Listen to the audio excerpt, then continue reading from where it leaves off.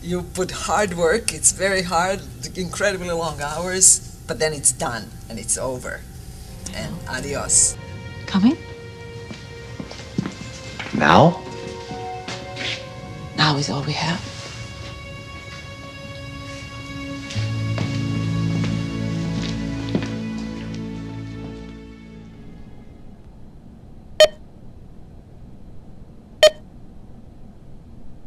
This week on Lost, Saeed attempts a Mission Impossible 1 in the jungle.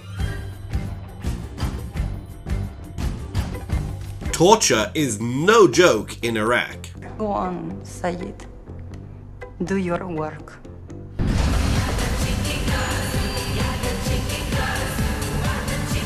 And Rousseau sounds like some of my ex-girlfriends. Sorry about the sedative. Welcome to my Lost Rewatch, where I am revisiting every episode of the show Lost and talking about the good, the bad, and the mysteries. This week is Season 1, Episode 9, Solitary. Let's get lost!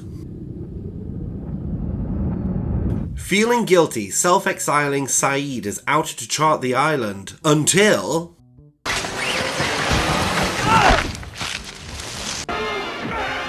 It's the French woman! She's alive and a little bit nutty. Saeed and Rousseau interrogate each other as if they are exes trying to learn about each other's new partner. Eventually, Rousseau leaves to, "Hey, I just shot a bear!"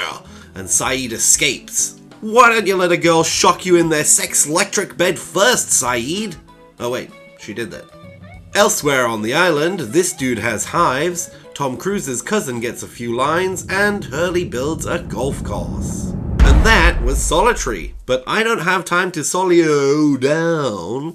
That didn't quite work, because, man, this episode is chock-a-block. This episode introduces so many things that will go on to be important or part of the core mythology of the show. You've got equipment malfunctioning when approaching the island, an English name drop of the Black Rock, Rousseau just happening to have an electrified torture sex bed, our first mention of the sickness, an unreliable narrator confirming that there are others on the island, some big ol' whispers, tenuous, but the concept of insane mothers, and you've got Ethan freaking Rom, which, by the way, is an anagram for other freaking man. And of course we meet Rousseau, who is the source of the SOS signal in the pilot episode of the show. And finally, this cable. What's most impressive is okay, it's a lot of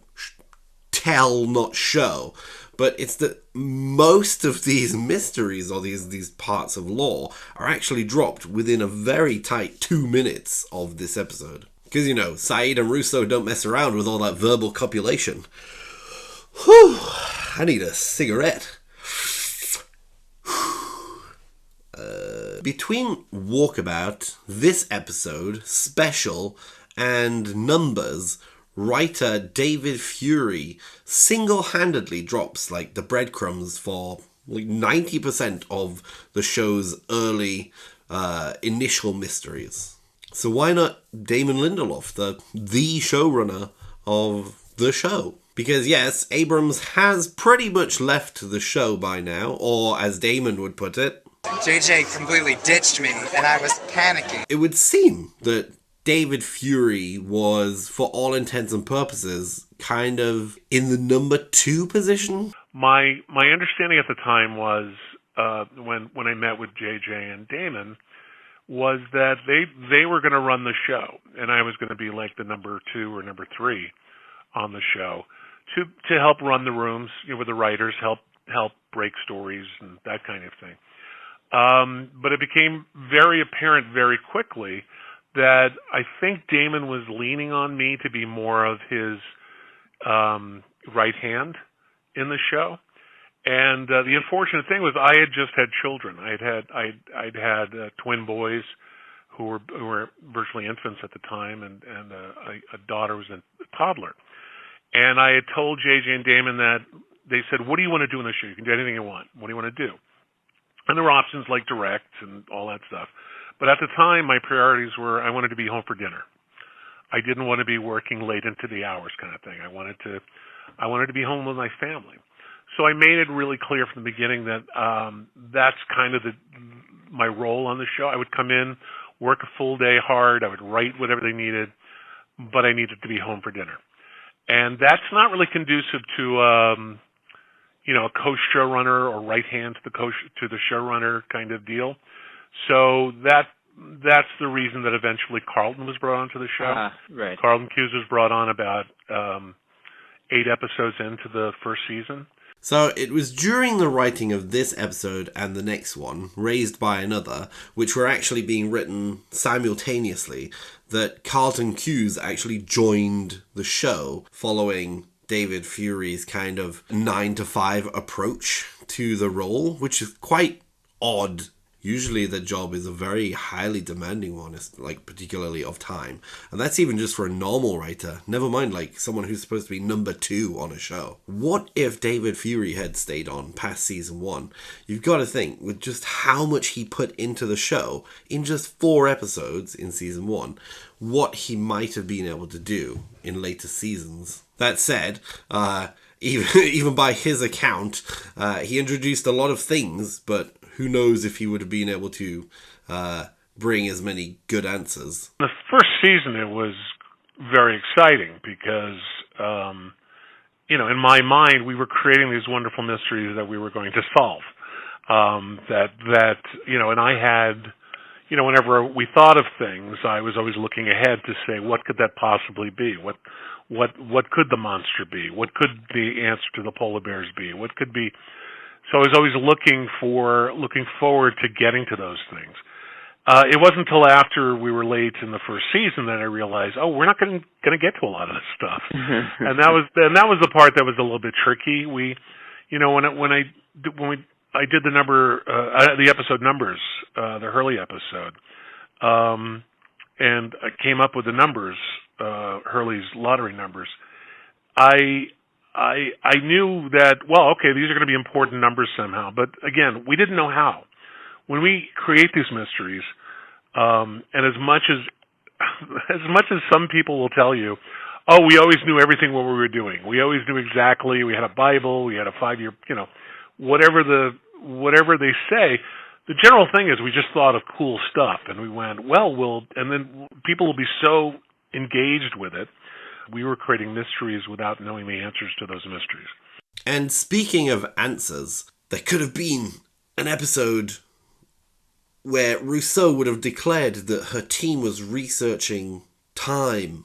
And, whilst it would have been quite a broad nod towards the overall mythology of the show, like Locke's 2 players, 2 sides speech, it would have been a nice nod to refer to in future episodes when everybody's accusing the show of still being made up as it goes along. If they're dropping talks about researching time this early, that would have been great.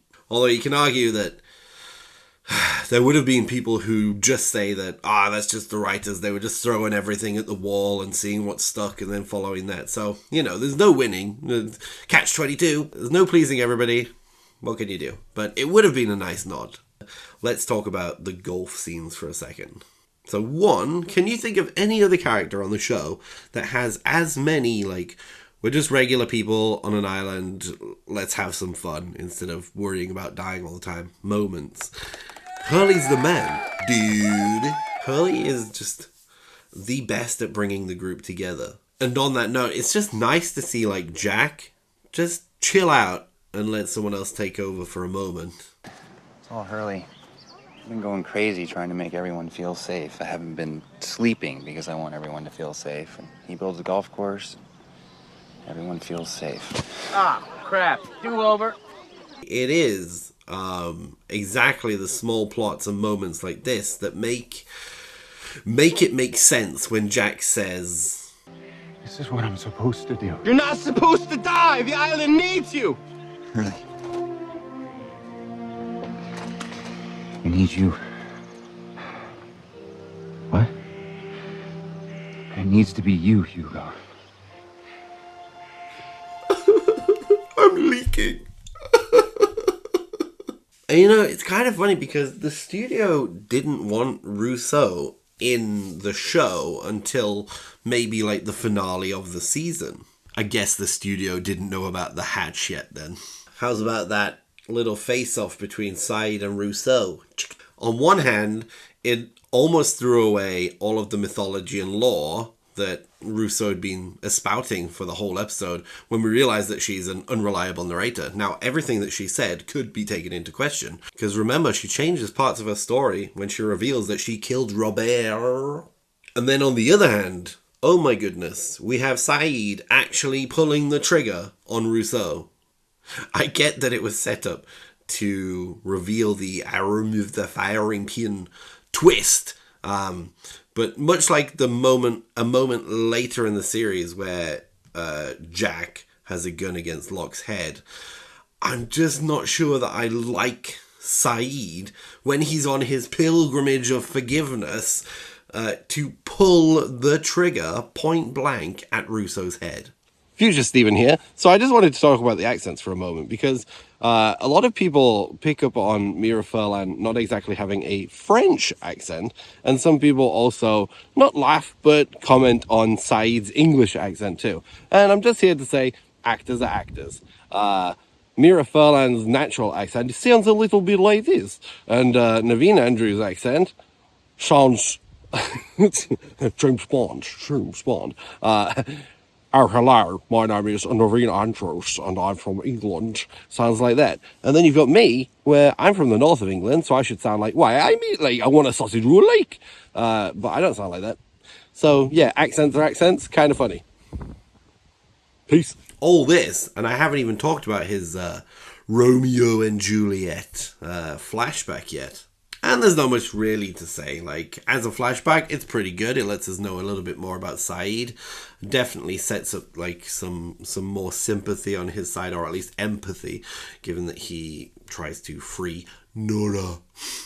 And overall, mythology. We get Rousseau, we get Ethan. This is a good episode. And it's crazy that Solitary introduces so many things that Ethan, our first other, slips in without anybody giving him a second thought. Like, seriously, on the message boards, or at least the ones that I've been traversing, not a single person in any of the episode threads mentioned that this guy looked a little bit sus. And on that thread, let's spin that donkey wheel and go back in time to see what people were saying about this episode at the time that it aired. So it seems like one of the biggest themes this week that people had contention with or were sad about was that there was going to be a 2-week wait between this episode and the next episode. To be in the days where there was a 2-week wait for something and not 2 years. If you think it was touching that Saeed will shoot himself in the leg, wait until you see Michael shoot himself in the arm. So this person is naming Charlie as Claire's protector.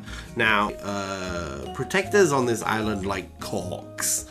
So I'm just wondering, in that relationship between Charlie and Claire, where is the cork going? This one's funny. It's about Saeed's fingernails. Look, don't shame a guy for not cutting his nails regularly enough.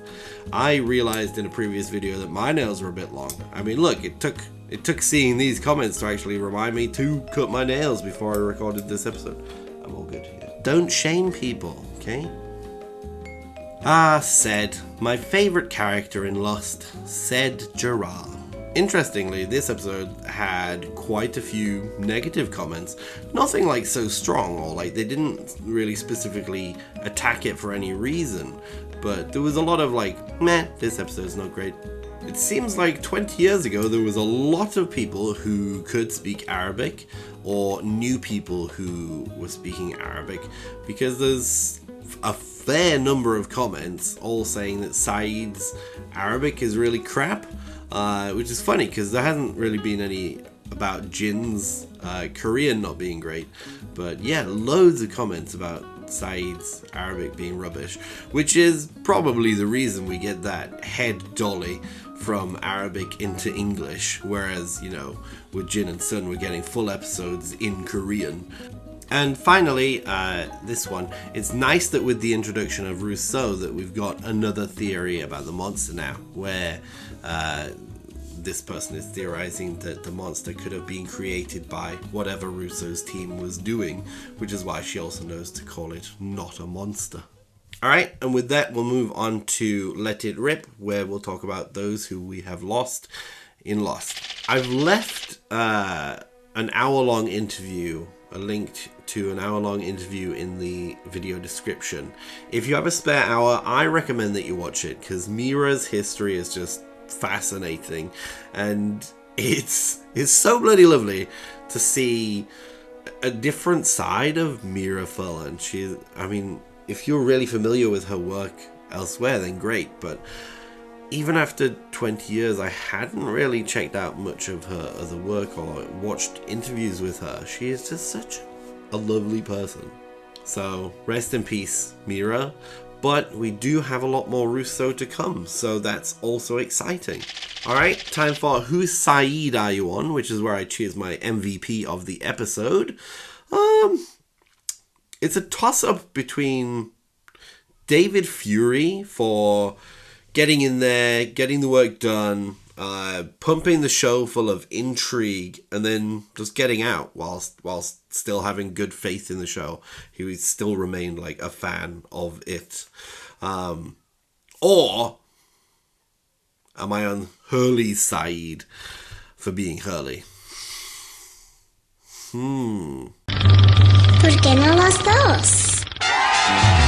Alright, time for It's Hot Out Here, and could it be anyone other than Rousseau? Her line here... I can't let you go. Don't you understand? Do we have someone to talk to touch? Definitely made me think of... I have needs. Where's my cigarette? I think there was a nail in there. And on to Who Be Lying. I think that Sawyer is this week's liar. I think that Sawyer doesn't actually believe Jack will choke. I think he's just making a very well-reasoned bet to get himself into good books by offering a lot of stuff. But he knows that Jack's going to make the shot, because Jack is unnaturally really good at, like, everything. Except for that one time that he was bad at golf. Alright, time for Check Your Mystery, which is where we're going to talk about the mysteries of the episode. How many times a week does Rousseau strap herself to that electric sex bed and go zappity zap zap? Probably quite a lot. Is this the show's first see ya in another life, brother? After all, Nadia's picture does say something that sounds like that. Yes, Nadia's picture actually says... Ah,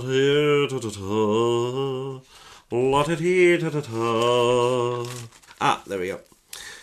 If we cannot make to see each other in this life, we can see each other in another life.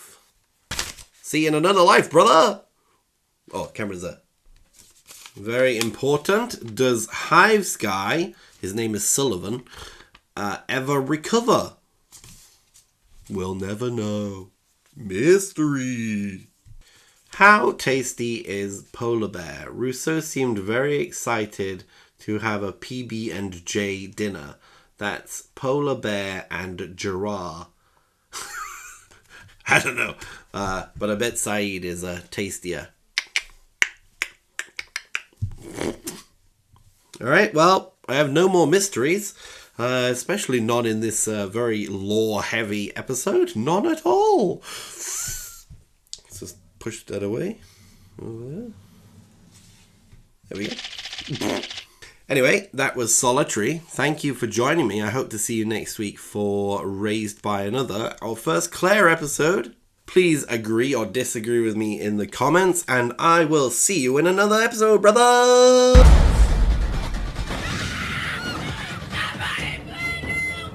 What is it? He was trying to hurt my baby. We gotta find out who did this to her.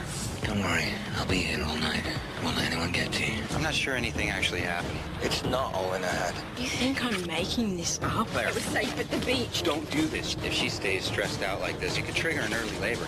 Ooh, Claire, what is it? An all-new Lost, Wednesday in 2 weeks, only on ABC.